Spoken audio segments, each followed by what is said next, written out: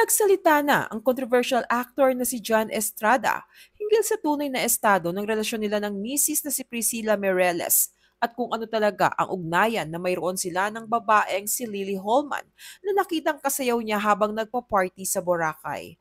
Alamin ang buong istorya.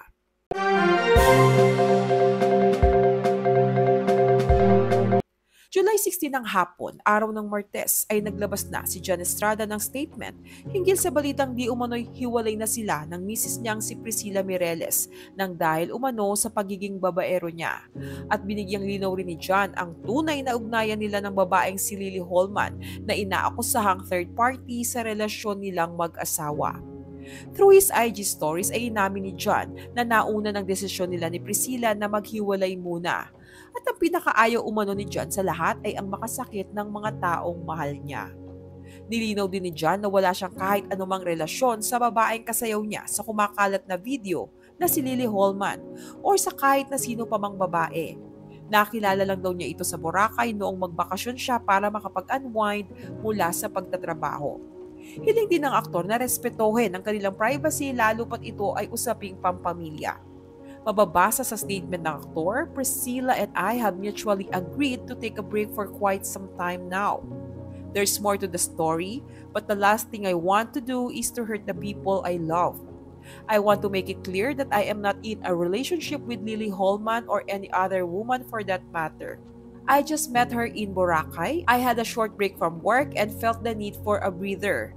This is a private family matter. That's why I asked for privacy as we deal with this.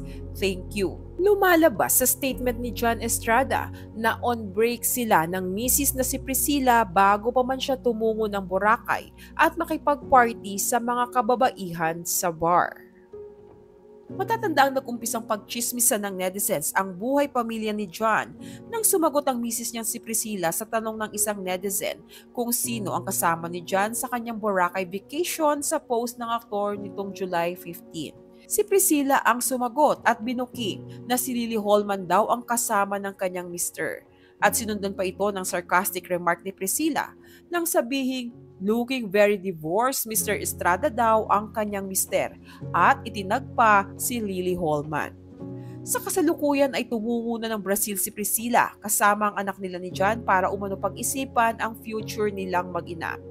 Payo ng maraming netizens kay Priscilla ay hiwalayan na raw nito si John dahil sa paulit-ulit na issue ng pambababae nito. Samantalang ang iba ay nagsasabing sana ay maayos pa ng mag-asawa ang kanilang pagsasama.